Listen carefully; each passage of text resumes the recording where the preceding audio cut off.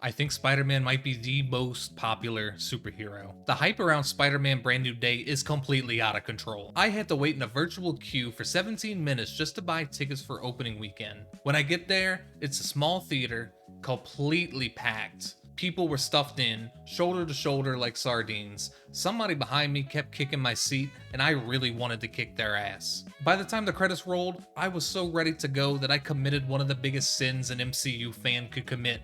Yep, that's right. I walked out of the movie without watching the post-credit scene. And no, it's not because I hated the movie. I actually thought Spider-Man Brand New Day was a pretty damn good movie. It just overstayed its welcome. The pacing never completely falls apart, but this is a long movie and it definitely feels like one. Several times, it seemed like we were entering the final stretch only for the story to add another conflict or character. This is frustrating because the ideas at the center of the movie are some of the most interesting that we've gotten from a Tom Holland Spider-Man film. Years after No Way Home, Peter has completely isolated himself. Aunt May is gone, Ned and MJ no longer remember him, and almost nothing is waiting for him outside the suit. For the first time in the MCU, I can really feel the tragedy of being Spider-Man weighing down on him. Peter can save an entire city and go home alone. He can make the responsible choice and somehow suffer the most because of it. That has always been a major part of the character, and this movie finally lets Tom Holland's Peter Parker sit with the pain. The film is also about Peter being forced into adulthood. His life and body are both changing, and the movie connects that transition into the life cycle of a spider. Even before the explanation arrives, Peter feels caught between two different versions of himself. He's no longer the teenager we saw in Civil War, but he has no idea what his adult life should look like. His abilities begin changing, his emotions become harder to control, and he starts to fear that he may be turning into something less human. The body horror angle is light, but it gives his emotional struggle a physical form. This version of Peter also feels heavily influenced by the Sam Raimi films, which I loved. The movie is willing to have him look defeated, his problems to have weight, and they do not disappear as soon as someone makes a joke. Thankfully though, the movie is not completely miserable. The action is actually some of the best we've gotten from this version of the character. Tom Holland has talked about the influence of the Insomniac Spider-Man games, and you can definitely feel it in the choreography.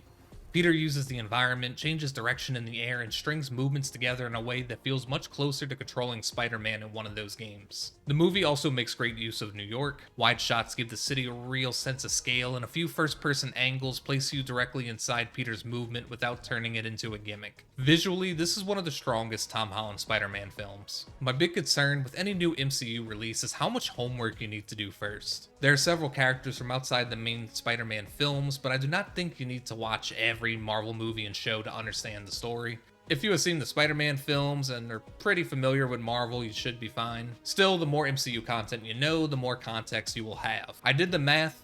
You need to watch over 206 hours of MCU content to fully grasp the story. That is insane. The movie has no shortage of people fighting Spider-Man, but it never gives us one iconic enemy who fully anchors the story. There is a larger force behind everything, but the movie hides that reveal until late. The mystery works for a while, but it also leaves the main conflict feeling unfocused for much of the runtime. From this point forward, I'm going to openly talk about Peter's transformation, Jean Grey damage control, the returning characters, and the ending. Spoiler time. Peter's physical changes turn out to be a new stage in his mutation. Bruce Banner explains that his DNA is moving between cycles, almost like a spider preparing to molt. The process leaves Peter emotionally unstable and unsure whether the spider side is taking over. Eventually, we learn that he is not sick or becoming a monster. His powers are evolving. He develops organic webbing. He heals faster. He's much stronger. I like the idea because Peter's body is forcing him forward while he's still trying to hold on to the life that he's lost. By the end, he accepts that neither his power nor his future can return to the way they were. That is the Brand New Day in the title. The movie also continues the emotional fallout of No Way Home through Ned and MJ. They still don't remember Peter, and they both still feel like they have something missing. They cannot explain the emptiness, yet the connection they had with him left an impression the spell could not completely erase. This was a smart choice because the memory wipe did not only punish Peter, Ned and MJ also lost someone too, even if they don't know who he was. Peter could see the absence in their lives, but telling them the truth could disrupt the stability in the lives they created without him. This is where the Raimi influence hit the strongest. Peter protects the people he loves, then he has to live with the loneliness his decision creates. For most of the movie, Jean Grey appears to be the main threat. She is trying to get revenge on Damage Control after they kidnapped her sister for being a mutant, or as Jean calls her, special. Jean is presented extremely young, possibly still a teenager. Although the movie never confirms her actual age, that makes her position in the conflict feel unusual.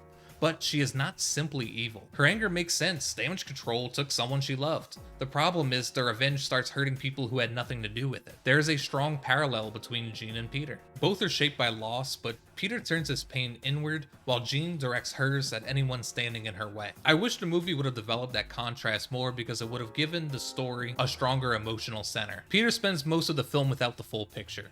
Jean looks like the immediate danger, while Damage Control presents itself as the organization trying to stop her. Late in the movie, Damage Control is revealed as the main villain. They kidnap Jean's sister, control the hand, and have been manipulating the conflict from behind the scenes. Scorpion is mostly in the film as a used weapon rather than a fully developed villain. The reveal connects to different threats, but it arrives too late to give the movie one defining antagonist. Damage Control drives the plot, but an organization does not contain the same presence as someone like Green Goblin, Dr. Octopus, or hell, even Rhino. We also get the new Black Widow, Hulk, and Punisher. Black Widow plays a small role in the film as an informant who helps drive the investigation forward. Hulk brings additional spectacle, and John Berthal's Punisher is basically comedic relief, which kinda caught me off guard. Some of it is genuinely funny, especially when Frank's violent methods clash with Peter's unwillingness to kill. But there are moments when the humor can make him feel slightly out of character. Punisher can be dry and darkly funny, but he occasionally feels like he's trying to deliver punchlines instead of behaving like Frank Castle. This is unfortunate because the moral difference between him and Peter is already interesting enough on its own. Peter believes people can be saved,